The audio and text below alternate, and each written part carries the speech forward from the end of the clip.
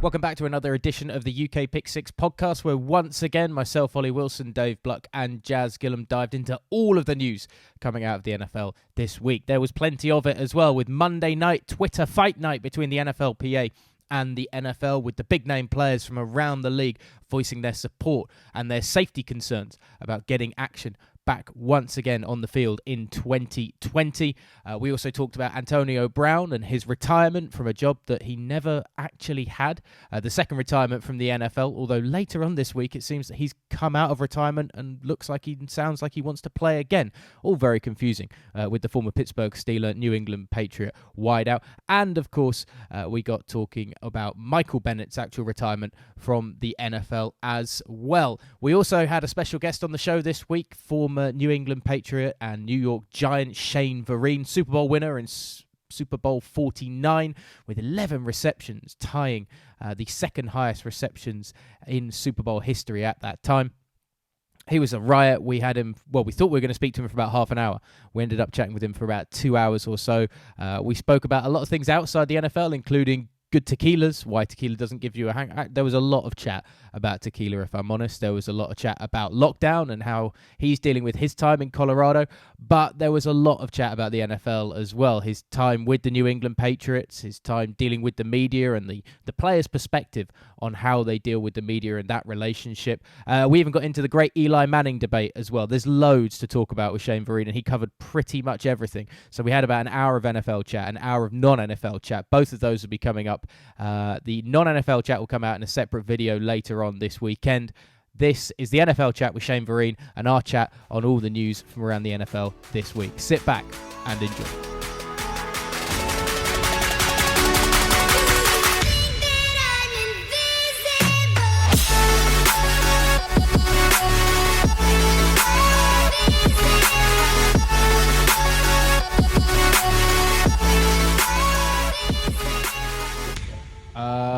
Are we starting off with the retirement king? Yeah. No, retirement goat, Ollie. Retirement goat. Sorry. All-time retirements. Come on. Well, you can't chalk up that many retirements and not be the greatest of all time. do you feel a bit sorry for Martellus Bennett, who also retired kind of within hours almost of Antonio Brown's second retirement? And that's a legit retirement. And it's still kind of been overshadowed by Antonio Brown tweeting a whole load of stuff that was cryptic and not really a retirement, but it is seemingly a retirement, and then he's dropping. Yeah, it's annoying because did you say Martellus? It's Michael Bennett. That's his brother, tight end, isn't it? Yeah. Yeah, it's annoying because Bennett had a legitimately great career, and for it to feel like an afterthought. I don't know. I guess it's because of AB. Everybody's kind of like so excited by any of the crazy stuff that he does that he's going to get some headlines. You know, I think if he if he talked to somebody in the street, I think somebody would be listening right now. It just seems like he's being followed and he's got a lot of attention. He's got a lot of eyes on him still. So he's got that type of personality, doesn't he, though? It's very out there, which is good because it works perfectly for social media. That's how he's made such a following for himself for that. But in terms of his play, you can't argue with the numbers. You can't argue with the production. I think I saw a stat that said that he was still in the top 5 receivers in some stats and hadn't played all last year. So you take that into consideration. Him saying he's going to retire again becomes more news because there was lots of talk of him coming back, wasn't there? Yeah. Well, I think given the way COVID is, there'd be less teams willing to try and take a risk on him coming in and disrupting everything because they have less time to prepare and less chance to really vet to see what he's going to be like until he's there. Although, so in some way, although, does it actually mean that you would want to pull in somebody who's a proven veteran Hall of Fame player rather than worry about your rookies and your second-year guys? But then what culture does it disrupt is the trouble? Well, I think you're already accepting that when you bring him in. So if you bring him in, it's not like a wait and see whether he's going to clown around. It's like he will. Happen. Yeah, he will do that. So it's like, okay, we're just projecting the upside, you know? If his clowning around causes COVID to come into the building, would you want Antonio Brown to appreciate a lockdown situation? in your franchise? I would not at all. So if he brings COVID into your building, ends up delaying games, potentially delays the season. Hang on, are you accusing really Antonio Brown stretching. Are you accusing him of He created not COVID. social distancing? Oh, okay. I was going much further into that rabbit hole than. No. I would never accuse him of anything. I'm just saying that hypothetically, though, like the NFL could, as we discussed, I think last week, could be rocked by one COVID case coming into the building, or 2 weeks ago, in fact. One team ends up with COVID, linemen then perhaps a whole player position group need to be tested and perhaps need to be quarantined for 10 days or so if they've been close enough. They've been talking about the chips that they're having in every single pair of pads now. So if a player gets it, they know exactly who he's been in contact with. Really? Within 6 feet of on the NFL field and the practice field. So if you're a free safety and it's a running back that ends up on the opposition team that gets COVID and you're not up there tackling him or anywhere near the play, then you don't have to get tested because they're like, well, it's not 6 feet, so it's okay. So one case can put the whole thing out of kilter. So if you bring in Antonio Brown and he ends up being has he had COVID? I don't know what the connection is here. No, it's more Antonio Brown's going to do what Antonio Brown wants to do. So do you trust him as a franchise owner and as a head coach? Wash his hands. Antonio Brown is going to be the guy that doesn't go out when the team is down in Miami or something like that. Okay. And in Florida or any of the hotbed states where there's a lot of COVID, still the numbers are going up in a number of states in the US. It's covered that he shouldn't go to Florida anyway. He shouldn't go to Miami. He's got lots of issues there.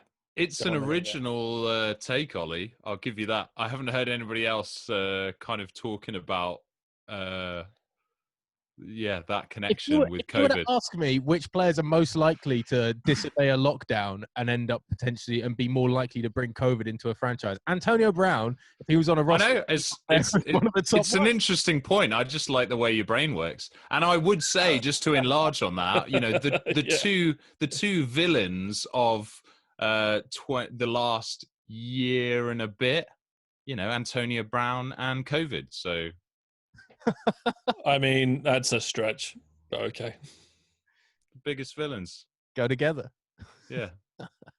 Well, no, but like the Utah Jazz player that before the NBA season, Rudy Gobert, who coughed all over the microphones, was like ha ha ha COVID, and then tested positive for COVID, and was kind of the reason why it all got shut down in a crazy 90 minutes. That's the kind of thing I could see Antonio Brown doing at a press conference. I mean, he's done a lot of wild stuff recently. It could be another thing that he does. And I wouldn't want to bring that in at this time in particular in the NFL. I imagine they'll put things in the contracts as fines. If you contract COVID because you've broken the player bubbles or done X, Y, and Z, there'll be some fines in there. And they won't be small. They'll be big ones. I mean, that's all going to come down to the NFLPA and the NFL kind of reaching their agreement, and that's been a big thing this week with the number of high-profile NFL players on that. Was it Sunday night or Monday night that they put out the Monday night? I think it was. "We want to play" hashtag, and it's the biggest of the big. It was pretty much every player that I saw on social media. JJ Watt seemed to be leading the charge as well. I think you shared some of that. Yeah. Some of the really big guys. Wilson, Patrick Mahomes. It was the faces of franchises that, and right now, especially for the NFL, if Patrick Mahomes does something as the reigning Super Bowl champion, the former MVP, and the Super Bowl MVP, the NFL has to listen and has to take note because there is nothing but positivity around Patrick Mahomes in terms of the public opinion. Yeah, I saw he was towing the party line, though. I think he said, well, I hope everything gets worked out so we can go back and play. Didn't say anything about displeasure or unhappiness. He just kind of didn't sit on the fence. He was more kind of leaning towards, I hope it all works out. That's it. Whereas, of course, other players have come out and said, well, no, this needs to be done, this needs to be done, this needs to be done in order for us to be able to be safe, which is completely fair. They're just so far away from it. It just seems crazy that closer. We're nearly the end of July, though. And these things always take at the last minute, don't they? It's always the last minute. There's always kind of... What examples have you got of this situation prior to this, Jazz? In terms of things taken to the 11th hour? Yeah, that's something as dramatic as this. I guess a holdout, Yeah, I like mean, a lots of player times the strike, but CBA has been very close to being not agreed, and then the last minute it is agreed. Sometimes it takes actual holdouts and lockouts to happen, and that can go on for weeks. I'm sure that there was a season that was completely lost to a lockout as well. Yeah, Happens in the Major League Baseball. There's been lockouts for that. NBA in 2000, and I think it was 2010 or 11 or 12, they something didn't like that. There was a start until complete Christmas, wasn't it? They then but something like it's that, and not. they all went to work play in Turkey and places like But that. but that's a lot of. I mean, this is completely different territory in terms of player safety, and it's just the practicalities of it. You know, the CBA and contract talk. You kind of, when you get down to it, you kind of know what they're going to be arguing about. It's going to come down to money. It's going to come down to how much you have to work and how you work. But this is like they have to change The way everything is, yeah, the totally. way everything is. It's like it's legitimately like I do feel for the NFL because I mean it's always easy to see it from the players' point of view, but for the NFL, I mean they're kind of they're trying to create like a new environment from scratch. Because they can't. I know that they can look at the NBA and they can look at other, the Premier League and stuff, but it's a very different game with very different sized teams.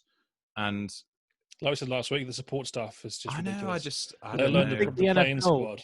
I just think it's really hard for them. Can you imagine being the guys that you're like sitting down in a room and you're like, right, we need to sort this out. How are we going to do it? And you're like, Yeah, yeah. oh my But they're god, paid a lot of money to do that. In fairness, that is their job. they are. So I I've mean, got some that's like sympathies. saying that I would hate to be the prime minister. Well, that is their job. That is what they're paid to do. By all So accounts, the NFL's messed up in two potential ways. One is just not talking to the NFLPA enough and the players about what they need to have I happen. want, So yeah, the NFL kind of came up with a contingency plan, and the players went, "Well, we've never seen this. We don't like this. Here's why."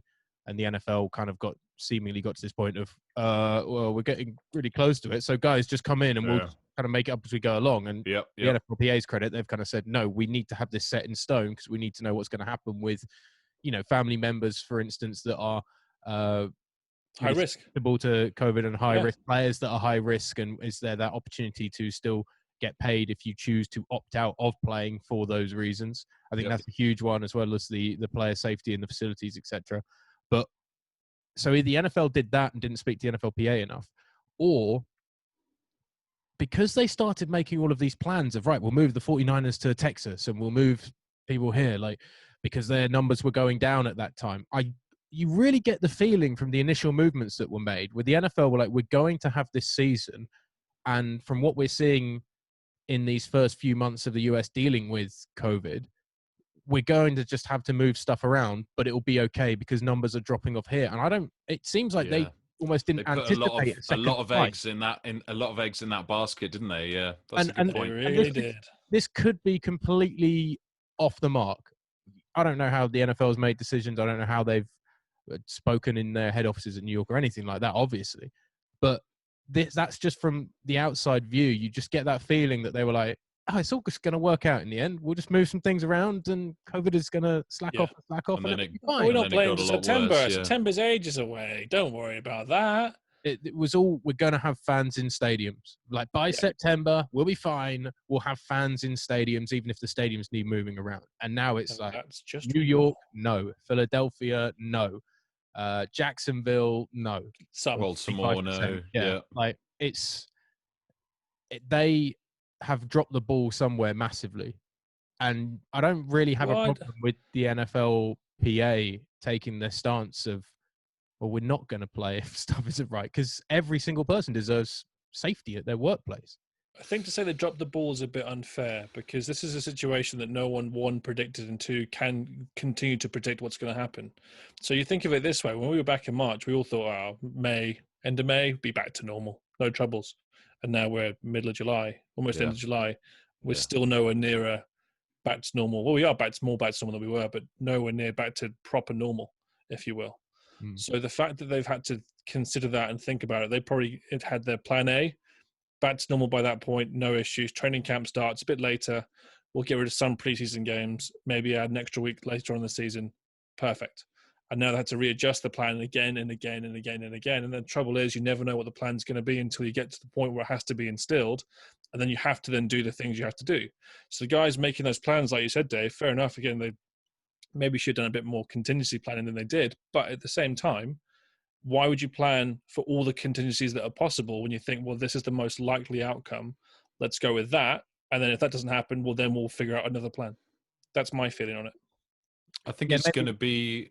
Do you think it's going to be interesting thinking about if they do have a lot of people going off with COVID, and the season goes ahead, but it's massively affected, where we have whole groups of players not being able to play or not wanting to play, holding out. Yeah. Is it going to be? Do you think they'll kind of keep going and like bring in like replacements? Bring in replacements and bring in They can do undrafted the, guys and like in the prisons. I don't know. I just and then I kind of feel like there's almost a Disney movie kind of moment where like some of these guys come in and become heroes and starters and already get jobs. exists, doesn't it? It's literally called The Replacements. Yeah, which is a great American football movie for the record. We've got Invincible, the true story of a guy walking on, and we've got The Replacements, the false story of an NFL team being. Yeah. Just add in a pandemic, and then you got real. You're very right in terms of how the product's going to be from the point of view if you have players out for say 2 weeks, what are you going to do about it? Because if say for example your star running back, say Saquon Barkley goes down, and the entire running back room goes down, then what's going to happen next? I don't know. You're going to have to get people off there. They can't get practice squad members because they'll be in the room with the running backs. Yeah. So do you take a wide receiver to go and play running back? Do you get someone else to play running back? Do you have to just chalk up to Patrick Mahomes at quarterback and your whole offensive line room goes down and you have to bring in a bunch of ringer offensive lines? Yeah, do you play him? To guard the highest paid player in the NFL. That's the worst nightmare for any GM. Yeah. I mean, if you look at the Chargers too, I mean, the Ingram and Bosa are pretty good at getting to him too. So that'd be a bit awkward. Don't you kind of feel as well for some of these franchises, they've got to be having some discussions behind the scenes where they're like, okay, obviously we're part of the league, we'll go along with whatever they're doing and we'll make the most of it that we can. But also like, I don't know, like kind of a little bit gearing up for the next year in their heads. Do you know what I mean? Like this is going to be weird. And it's probably, have an asterisk next to it. Yeah, like, is this the year that we're going to be able to have our Super Bowl run and stuff like that? Are we gonna make some decisions that actually are more kind of one eye on the next season? Well, maybe actually, because it's going to be such a weird season and there's going to be teams that will be less prepared, there may be a better chance for a wild card to appear and win it all. It might be a great season to not put more effort into it because no team goes into the league year not trying to win everything. But it gives you more of a chance for that little bit of fluke and luck somewhere to kind of work out. That maybe that leads you to the big one. I feel like the Falcons are going to be a wildcard team, so that's good news for us, maybe. Isn't it always the talk during an NFL season? If you can stay healthy, you've got a chance. And this year, it's like, it's literally the case. You got a real. Don't have your players in isolation, you'll be all right. So, how many Eagles players are going to survive the season? That's our real question. Let's not think. I mean, that blue tent is going to be full of COVID, isn't it? I'm glad we don't have any more preseason games, so at least nobody can get injured in preseason. Like we'll have the best of the best there for the opening game of the season, and then it can all trail off. What do you guys think about the preseason being cancelled? By the way, I think it's a bit unfair on the undrafted rookies and the journeymen. We had this conversation on the WhatsApp group kind of earlier this week. It's like, I think it's awful. I know why players don't want a preseason, but I still see why it's completely essential to have some sort of preseason. It's why I never like it when people start saying, "Oh, just get rid of the preseason, go straight into football." You'll see perhaps in like the first few weeks of this season what it's like with no preseason, because the quality of play on the field could be terrible. The coaching, I would say, the quality of the coaching might be really affected, which obviously has a knock-on effect, but it's like that it's really the coaches, I think, that benefit the most from it. Yeah, people but like new coordinators embedding a new system to players. So players are going to turn up and be like, well, I don't still kind of get how this works in game mode, and we've never seen it before. Week one, we've now got to execute it. The rookie guys, the kind of the second string, third string guys that maybe need those reps to get used to playing in the NFL and be up to speed. Even second year guys, you know, you look at like Baker Mayfield, how much he struggled last season in his second year because people found him out. He needs more time under center and as much time as he can get to keep developing and new coach for him as well. Yeah. And the undrafted guys too. I mean, you look at the people who've made the league and become stars in the league. Like Adam Thielen's a really good recent example of one. James Harrison's another really good example. Michael Bennett. Michael Bennett was an undrafted free agent. Tony Romo, another one. So these players, Adam Vinatieri also was an undrafted free agent. So these players who've become stars in the league only had their chance by going to training camp, having preseason, having a chance to compete. They didn't have a chance to go in, oh, I'm here for a little bit. Oh, well, that guy's done it before, so we'll pick him because we don't know what you can do, rather than giving them a shot and a chance. I think it's a shame.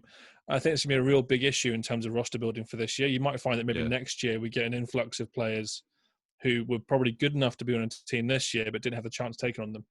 So what's the ideal number of preseason games? Because the NFL wanted to have 2 this year, and obviously for all of the reasons that we've discussed in the whole bringing players back in and giving them enough time to get ready to play football in their own franchises, in their own training camps, there now is going to be no preseason whatsoever. But ideally, on a regular normal season, if we ever have one of those again, what do you think is an ideal number of preseason games to be having? Because 4 seems excessive. Three would be good, I think. 2 or 3 for me. Okay. Yeah. You have that because week 3 is the one where they put the starters in for a full half. That's a good kind of idea of where the teams really are. The week after, the starters don't play. That's really purely roster battle. So if you had week 1, you have it just to see how everything's going, get people introduced to the systems and some live action. Week 2 becomes the week 3 game, and the week 3 becomes a week 4 game, and you shorten everything down by 1 whole week. Granted, gives the people who are undrafted or kind of trying to fight for a position a bit less time to get themselves together, but they've still got plenty of time in the training camps, in off-season activities, and also through kind of practices and scrimmages they'll have against other teams actually at their team facilities.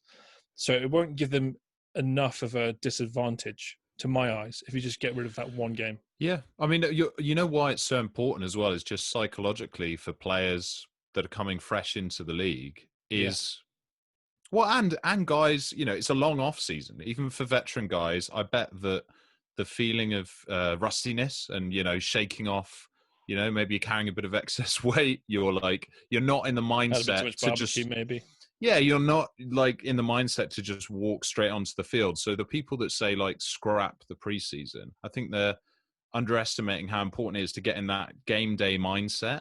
And you can use that. You're using that as a test run. And that's why they really want to be able to do, they were talking about on the ATN podcast, just at 1 preseason game at this point for this season would be really crucial because they need to know how it's going to look. Like, and if COVID preparation, you mean? With the COVID preparation, but like just going back to the original point, if you've just come out of a college, and especially if it's a smaller college as well, you know, the difference between you playing at your college, like Rutgers or something, and then coming to the NFL, and if you're just going in week 1 in September and you haven't played any preseason games, you know, that's going to have a huge effect on you. You're going to get blinded by the lights. It's going to happen. So I think that the preseason, even though the crowds aren't all there and stuff, they're still televised. It still looks like a real game. I think it's really important. Not convinced by the blinded by the lights, because you think of all the kind of college attendances and TV coverage. It's very similar. It's the NFL though, you know, and it's their dream now to get paid. They're getting paid now. I think that's the, you know, that's true. I think it's a different thing. It's a different step up. It won't be the same for all players, but I would have thought that some players really benefit from that kind of easing in period, you know. Also, you have that first preseason game for any rookie that gets the shock to the system of, oh wow, I didn't even realize how quick this was, even compared to when the teams have those scrimmages in their camps against other teams, and like they travel to face other teams at various training camps. That is still different, it seems, as anybody that's watched Hard Knocks will those first preseason games are that shock to the system for the inexperienced players. So actually, I mean, 4 may be excessive, but for some rookies, 4 is probably like, damn, I needed those first 2 at least to get through and make that jump, and then they still obviously carry on making that jump as we go into the regular season. And you know, week 1 is different to preseason, week 3 and week 4. It's an even higher intensity. But I think it is good and necessary for those essential stepping stones for those players on the periphery and those rookie players. You know, Can I just go back to what you're saying point. there, Ollie, about Hard Knocks, that kind of welcome to the NFL moment? Do you remember when I can't, God, which one? I think it was when the Falcons. Yeah, it was when the Falcons were on Hard Knocks, and they were following. We'd just picked up Jake Matthews as our first round signing, and he had to go up against JJ Watt.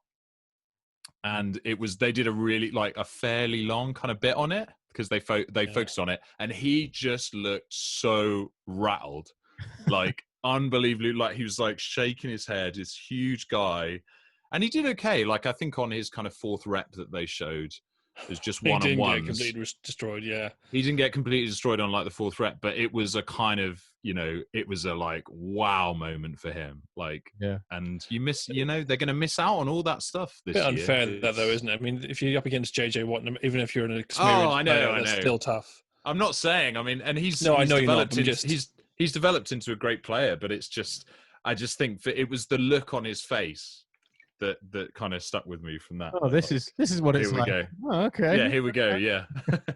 He's that strong? Yeah. The other thing to mention is, as I touched on a second ago when I rudely interrupted you, Dave, but the stadium facility managers and the people working at the stadiums, you know, even if it's just 2 NFL teams going in and there's no fans, there still are plenty of people there dealing with things like equipment, getting a stadium set up. Absolutely. For the players, for post-game, for pre-game. The logistics the is food just that will turnstiles for the fans.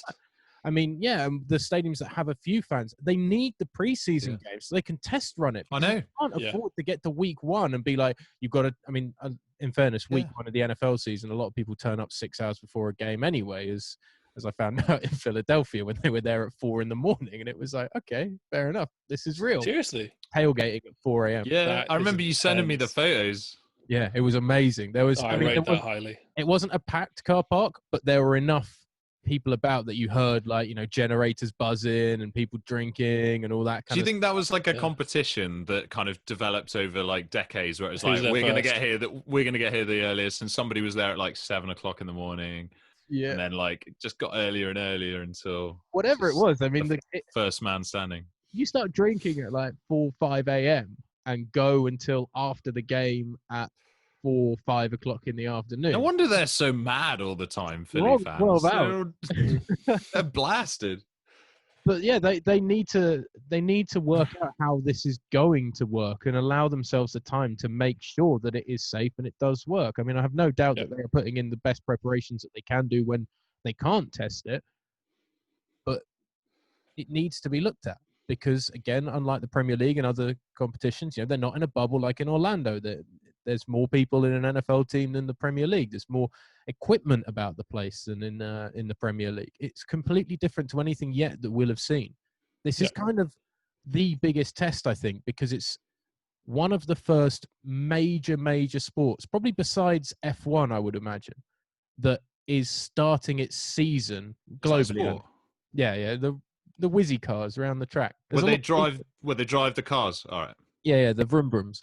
Really fast. They I do that every day. So okay, fair. You probably should be getting involved in that, to be honest. But sorry, maybe not. I've seen you driving. Yeah, I wouldn't trust you. But it's one of the first major sports that is starting its new season as opposed to finishing off an old one. So it's it's a complete testing ground for different thing. I think that what they should do with that is maybe when they have the controlled scrimmages where teams, obviously the teams usually do it, they're close together or in the same state. So that way you've got a chance to maybe put them into a stadium, choose a stadium of one of the 2 teams, and you run it there, and you don't put it on television. You run and see how everything would work if it was a game day, but don't treat it like a proper game day. So when you in the practice and the scrimmage, you're not going full pelt, although some players I'm sure will go full pelt, but it just gives you a chance to have a look and see, okay, well, how do we get team A to there? Team B to here? How do we keep them separate for what we need to keep them separate for? How does the equipment look? How does the change of pads and shirts and things look when you go back into the locker rooms? How does the team showers look? All those things have to be really considered, and the amount of cleaning that would have to go on if you thought that the showers had to be cleaned for every single player would no point having showers. You just say, well, no, you're not showering. You're going to put your clothes back on. You're going to the bus, or you get in your own car and you're going wherever you're going. Did you see, Jazz, that the NFL is spending like $50 million on tests? It doesn't shock me. They have to do so many, though, don't they? Yeah, I know. It's just an incredible figure. I don't know how many tests that is, but hopefully it's enough. I think that's the there's that question, isn't I mean, it? spending that much. hopefully it's a good sign. Well, let's just go on the basis that maybe, over-testing. let's say each. I'm not going to try and do it in my brain because my brain will completely fail me. Actually, no, it's 500,000 tests. If each test is $100, that's 500,000 tests. That should probably get them through a season. Yeah. Assuming that's the cost of the test. If it's, of course, $50, it's a different ballgame. Right, we're running out of time here. There's something I do want to play with both of you that I mentioned to Jazz just a second ago. So I want to do this quick game. I've got quotes from 4 quarterbacks. Oh, yeah, okay, yeah. All competitors, all massively humble as well. So I'm going to read out a quote, and I want you to tell me if it's a humble or a fumble, i.e., is it too hubristic, if you will, and which quarterback out of the 4 it is. The 4 quarterbacks are your 4 most humble quarterbacks in the NFL: Ben Roethlisberger, Peyton Manning, Tom Brady, and Cam Newton, of course. So I was just wondering if you can guess who said what, and whether you think it's a motivational speech, or if it's maybe just not being humble enough. A little bit unhumble. So the first one, I think my best asset as a player is that in the 4th quarter, with the game on the line, I have the desire to win and the feeling that our team is not going to lose. That sounds like Tom Brady. That's Brady. And I'd actually say that's humble from him because that's literally what he does.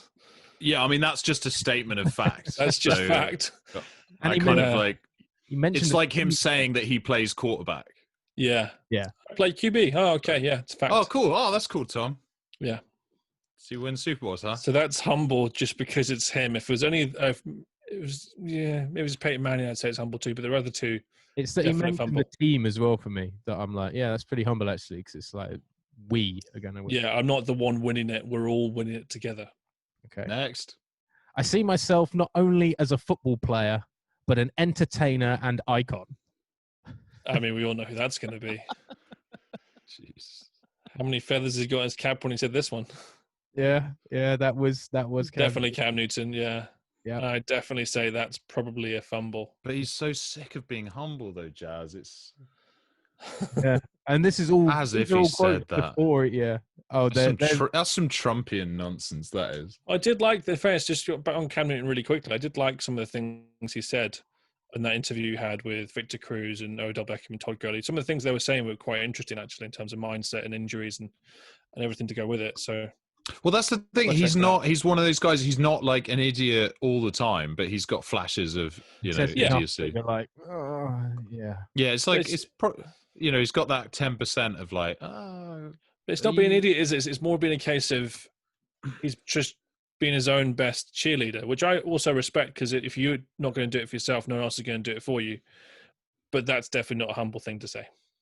Okay, what about I take my life and put it on the football field, and I take the football field and put it in my life? Is that Drew Brees? That sounds like Drew Brees douchebag. No, it's Peyton Manning or Ben Roethlisberger. Or Tom Brady or Cam Newton. Okay, sorry. I'm going to say that's probably That's Big Peyton Ben, Manning. is it? That's Big Ben. That is Big Ben. That is it. Yeah. So you've got so now that we've done the others, you've got to read this last one in the Peyton Manning voice. Hello. I don't really get how that became Peyton Manning's voice, by the way. Well, that's how he talks, Jazz. The fundamentals of talking are much like the fundamentals of football. You need to be clear and efficient with your words, as well as your passing accuracy. It's not wanting to win that makes you a winner. It's refusing to fail. I mean, that's a good quote. Yeah, it's so Manning-y. It's kind of like Yeah, It's it not. doesn't mean There's it not. doesn't really mean anything, but Yeah, it's not like, okay. oh, look at me. It's just a statement. All right, before we're done, I've got some really good Cam ones that I'd like to just quickly share with you. Yeah, I love this. This Go is for great. it. Not to sound arrogant, which is the best start to Great a start. Cam quote. Yeah. But Great I am start. the best. Yeah. But what I did in 1 year, others couldn't do in their entire collegiate careers, which is from I his mean, time that's at Auburn. also kind of also true.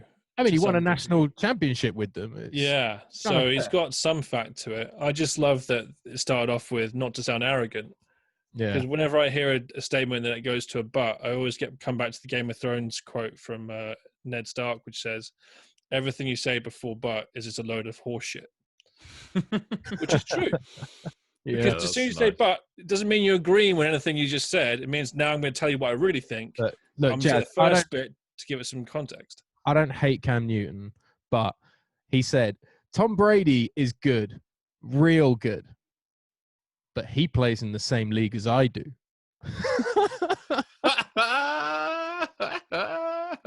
I mean, again, it is just a statement of fact, that one.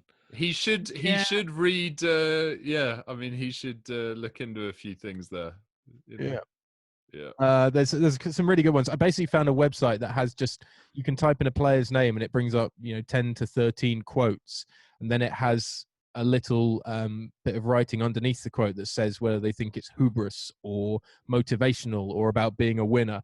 So like so this should be a recurring segment, I think, Ollie. Oh, I can find. Yeah, I don't worry. doubt that Matt Ryan's got many inspirational Actually, ones Matt Ryan. I put his name in, and it didn't come up with any quotes. I love Matt Ryan, and I can't think of a single thing that he's ever said. Not a single. Think of things he's done though, like blow a 28-3 lead. Oh, jeez, that is so low. Had to get it in. Is it really? You're wearing a Falcons top. What'd you expect? Okay, look, let's get off that. Here's the last quote. From Cam. This isn't from Cam. Okay. Guess which of the other three it is. This is a motivational category quote. I never left the field saying I could have done more to get ready, and that gives me peace of mind. Tom Brady again? I'm going to say Peyton Manning. Jazz takes it. Peyton Manning. Oh, yeah. Nice. Yeah. That's a very fair Peyton Manning statement, I think. Yeah, that's why I thought it must have been him. Yeah, we'll have we'll do some more of those as the year goes on. I'll try and find.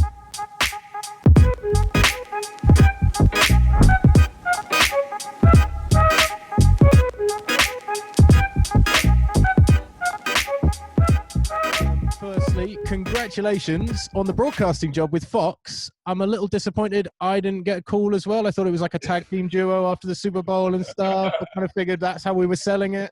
Yeah, no, I feel like the chemistry was great and everything. I feel for you. I feel for you. Sold me down the Colorado River, didn't you? Sold me down the Colorado River. I mean, I do the same, so.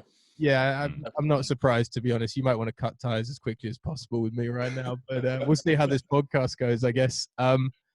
There's something, I think we touched on it when I spoke to you in February, when the world was kind of normal-ish, I guess, as normal as it has been anyway, for the last few months. I want to go back to that amazing night in Glendale, Arizona, when you got that ring on the finger finally, winning the Super Bowl against the Seattle Seahawks. And that game finishes, and Tom Brady makes his MVP speech, and he says that he's going to give the MVP car to Malcolm Butler after the game-winning interception. And just at what point did you go up to Tom and be like, mate, 11 catches, second highest ever in the Super Bowl? Like, what more have you got to do? Where's my car coming? Like, what's going on here? There must have been a little bit of like, Malcolm made one catch. I made 11 of those. But that was 8, but that was the one we needed. So that's so nice. That's so nice. Wow. There was never any hostility with any of those guys in that team, and I was just happy that we found a way to win the game. I mean, I still think back to, and that was, don't tell my wife, but that was definitely the happiest moment of my life. Wow. And it was just the emotional roller coaster of that game, and just the highs, the lows. and everything in between. The atmosphere, like there's nothing like it. There is no feeling quite like that.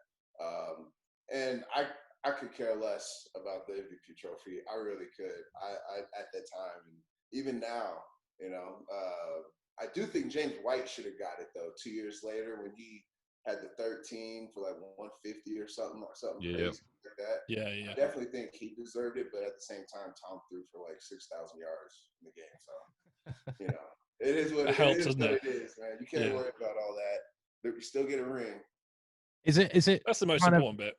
extra special though when you do, because everybody can come up big in certain games, but for you to play the role that you did in that game and to be such an important part of it? I mean, you did move the chains, you did make so many catches.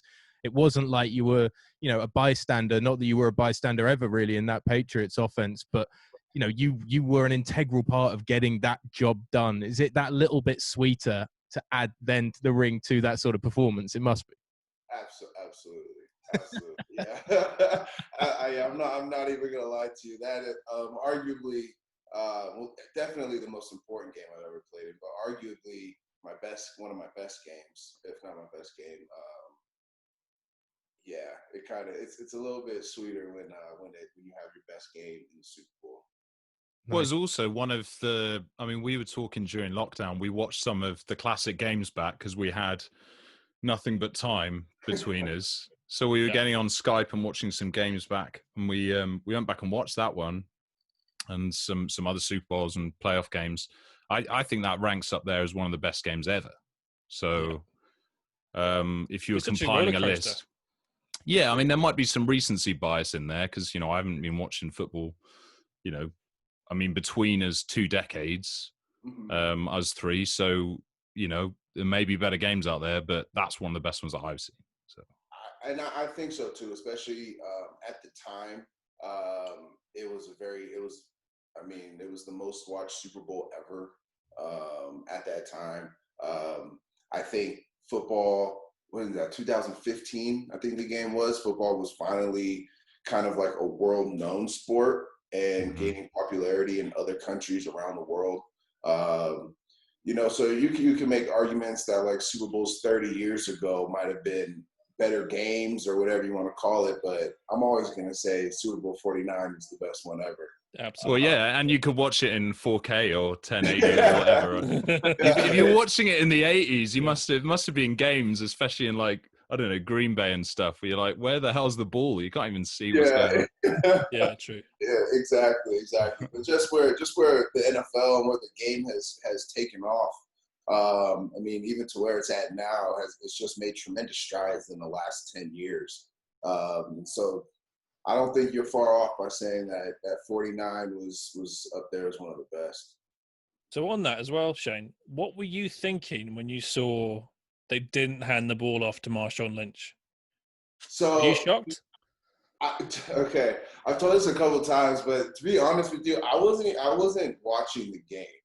So, so after Jermaine Kearse made that catch, the bobble catch, I was like, oh my God! I'm like, because my rookie year we lost the Super Bowl to the Giants, and there was a beautiful pass from Eli Manning to Mario Manningham on the sideline, and then the Jermaine Kearse catch happened, and I'm like, we just lost another Super Bowl on like a ridiculous catch, and I was just kind of like down about it. But then I was like, all right, so we're gonna have this much time left on the clock if they score in about 2 plays. So I think they were on about the 9-yard line, and then Marshawn ran it down to like the 1 or the 2. So then I was looking at the clock. I was like, okay, we'll have a chance for possibly 2 plays, trying to think of what 2 plays it would be. And I was mainly just focusing on that. And then all of a sudden I hear just the crowd in our sideline erupt. Wow. And I looked up at the Jumbotron and I figured out what happened like a couple seconds later. And then I joined the celebration. Wow. So you had to see it on the replay. That's crazy. I had to see it on the replay, because I wasn't at that time. I was kind of just looking down at the ground, kind of a little bit disappointed, but at the same time, I'm like, okay, we'll still have time for at least 2 plays, and just going through what defense we would probably see, what they would probably cover us with, and then what plays we would probably have. So so my mind was completely off the game at that point. Fair enough. Yeah.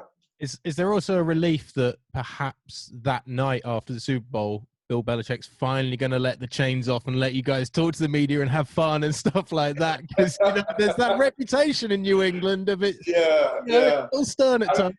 There's a little more slack on the chain, but the chain's not completely off. Yeah, but Is It it? doesn't shock me. There was some conversation about being in New England and what it's like, and loads of people talk about it afterwards and working under that Patriot way. For a player, you were in it for what, 3 years, from 2011 to 2014. What is it like being in that? Because I guess everybody from the outside knows that the Patriot way is there to create success, which is a great thing. But there's also almost a disposability at times for players when they're not needed. There is a ruthlessness to it. Does that hang over the head while you're there of, God, this week could be my week? So for me, because I was drafted there, I didn't know any different. So for me, they always told me, it's different here, but that's all I knew. So I kind of took it as this is kind of how it should be everywhere. This is kind of how it is everywhere. And then I didn't realize until I went to the Giants how different things could be. And, it depends on how you take it, how you perceive it as a player. I never took it as like them holding something over me. I think it was more them expecting me, holding me accountable for the way that I play and practice every single day, which it is stressful. But at the end of the day, you win, and you're in the playoffs year after year. Like I was there for 4 years. We went to 4 straight AFC Championship games. That not a lot of people play for 20 some odd years and never go to one AFC Championship game or a Super Bowl. I was able to go to 2 Super Bowls. So I think, yes, it wasn't easy to play there, but it shouldn't be easy anywhere. Is my takeaway from it. If you want to win, if you want to be a great team, you should hold yourself accountable for everything. Because NFL, everybody's good, and it's the small details that make teams better, and those are the outcomes in fourth quarters. I mean, if Malcolm Butler hadn't seen that play and paid attention to the coaching on Thursday, then we wouldn't have won the game.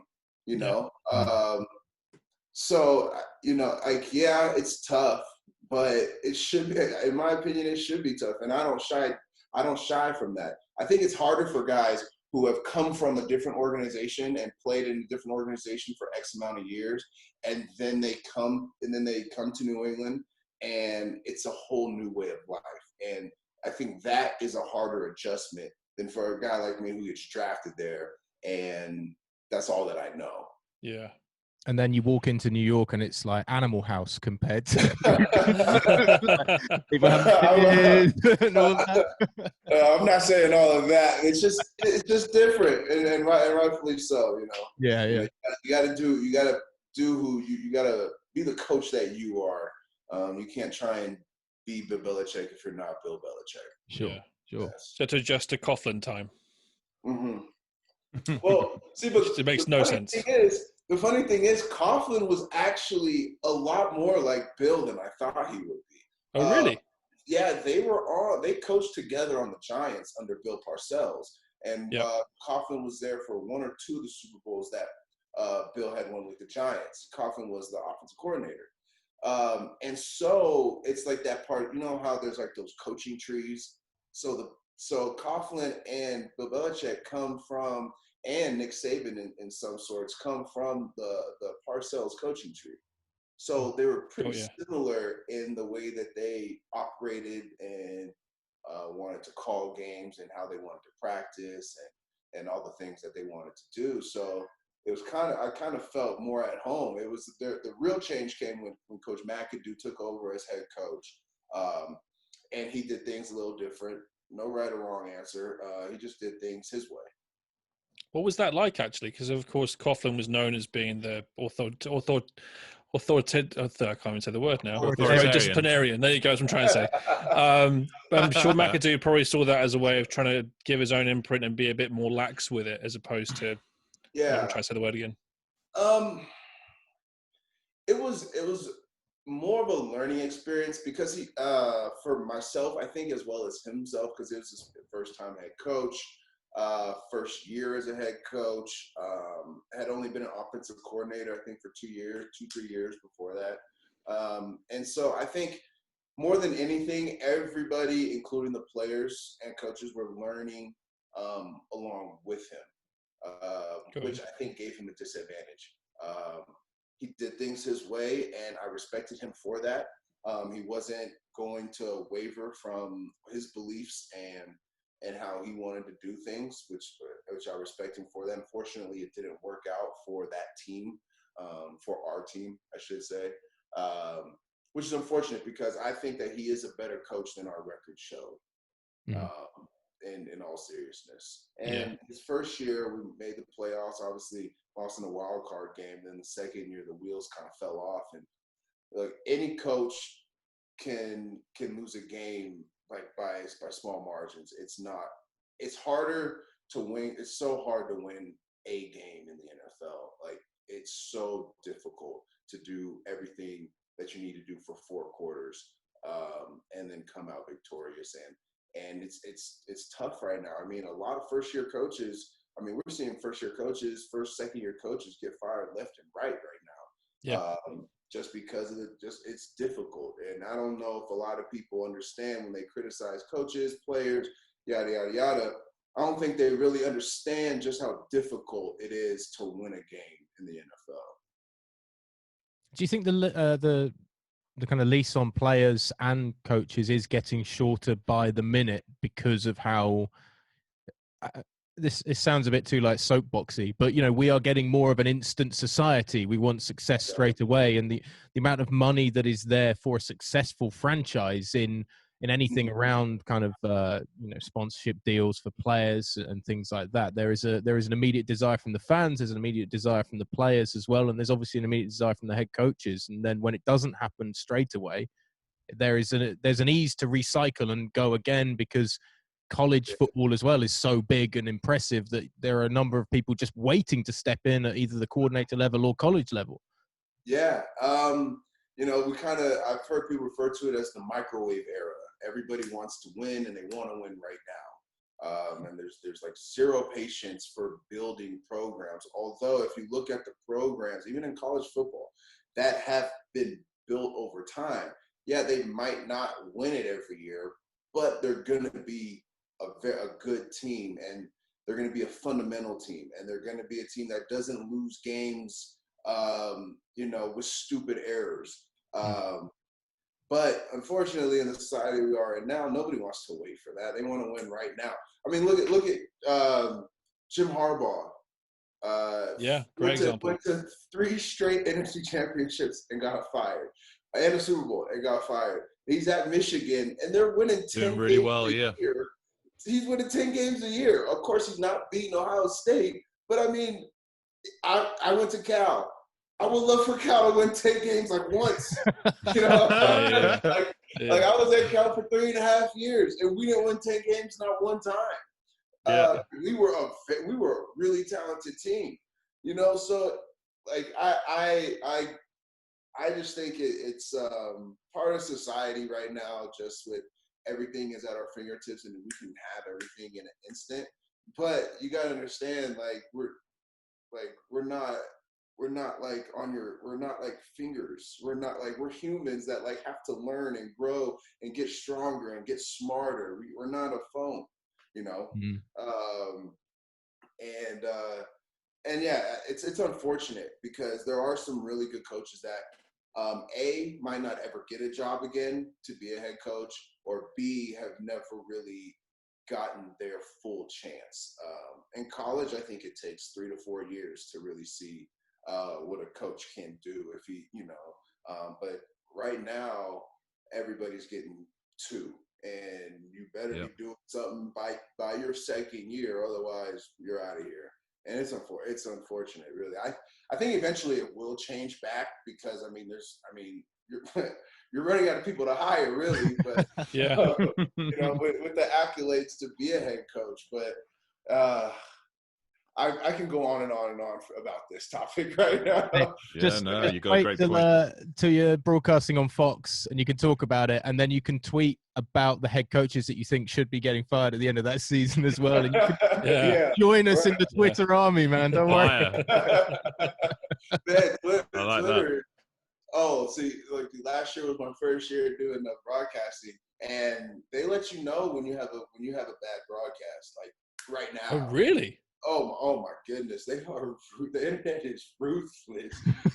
Luckily, I've been dealing with it since 2011 when I got drafted, and people just badgering me about dropping passes or not getting enough fantasy points for them. So I laugh at it and I take it in stride, but I'm like, God, leave, man.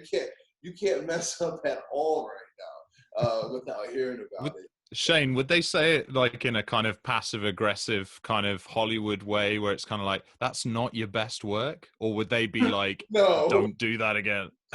Are we allowed to cuss on this or no? Yeah, say what you want. Yeah. Okay, it's everything from you dumb motherfucker. You lost me my fantasy. What the hell is your problem? You're so inconsistent, you little bitch. It is ruthless. I love it. It's hilarious to me. It is absolutely hilarious to me. But it does, like, there are guys who like can't take it, and then they start arguing back with these people who are sitting on the couch. You know what I mean? Couch critics. And I'm like, it would get to me every now and then. And I would depends on the day you're having, right? Yeah, exactly. Like if I just went and got cussed out by my coach for 2 hours, the last thing I want is you cussing me out. Like, you know what I mean? Like on Twitter, like I don't even Norman know. from Wyoming or something. Yeah. Who gives a shit what you think? Yeah. One more catch, Shane. I would have won my championship. That's Oh, was that only 11 of 12 in the Super Bowl? Come on, mate. That's a drop. Exactly. Sort it out. Exactly. Oh my goodness, that used to it's brilliant. It was funny content because me and my friends, we would like sit in the locker room and like read each other like all the comments that we were getting if we lost a game or if we had a bad game, and it was it's funny. Some people are pretty funny with it; they're witty with it, and then some people are just downright nasty, and you just gotta let it roll. It is what it is, you know. Yeah. It's like what Mike Tyson said. People have got too used to saying horrible things to people and not getting punched in the face. There's a little bit of that on the internet, which is the trouble. Oh, you're absolutely right. Because even when I was growing up, before social media, it's weird. Like I remember life before social media. I'm sure you guys too. Like if you wanted to say something to somebody, you had to say it to their face or you had to call them, and you would probably end up seeing that person at one point or another. You know, and so you had to answer for it.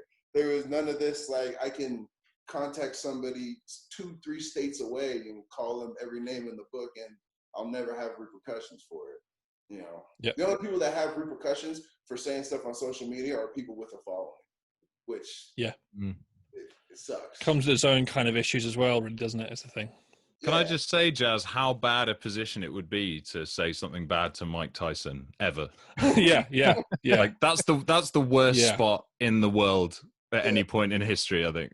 Have you guys seen Mike Tyson? Yes, he's ridiculous. He's like 56 now, is he? He's up there. What is going on?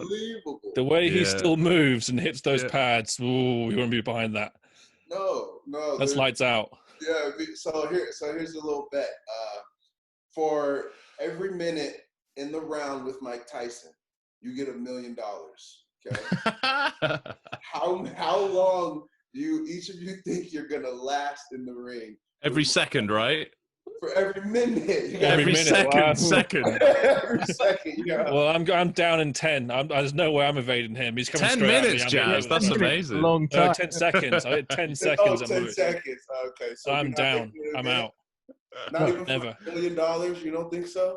I don't think I could. I'm sure if he hit me once, I'm down for the count. So if I can avoid getting hit, sure. I don't think I would manage that for 60 seconds against Iron Mike. Yeah. Look, I've been hit by a car and eventually got up to tell the tale. So I reckon I can take Mike Tyson one punch. Actually, no, it took me longer than 10 seconds to get up after getting hit by the Yeah. car. Actually, so maybe not. Maybe I can't. You did go to hospital. Yeah, So, I did go to hospital. yeah. Yeah. You didn't just shrug off the car hitting you. Like, can I just That'll say? probably hit you in the body rather than right in the head. We would be Yeah. going to the hospital after fighting Mike Tyson, no matter how long he made it. Oh, yeah. Oh yeah. Yeah. Yeah. Well, Yeah. to be honest, I'm hospital if it's a good day. Like, I mean, it could be a lot worse if I take Your it. body bag, yeah. I tell you, man. I don't think my body has ever been hit like that. The shock alone would send me into some sort of thing. I reckon if I could get $50 out of it. 50 bucks. Yeah. However long That's it less takes time them than to me. throw the towel in for me, that's how much money I get. Bell goes, you walk out the ring, you leave. Yeah, I wouldn't even be worried about the headshot. I mean, I would be, but the body shots, I think, I scares me more. Like getting knocked out, like you don't really feel it too much. I've been knocked out, like you don't really feel it until You've you got like speed, But though. like this, like Yeah. Oh yeah. that, The thing- Broken ribs. You can I just evade get the feeling those that if things. Iron Mike knows it's a bet and he's just going to try and knock you out as quick as possible, he's not throwing body shots. yeah, He's no, headhunting.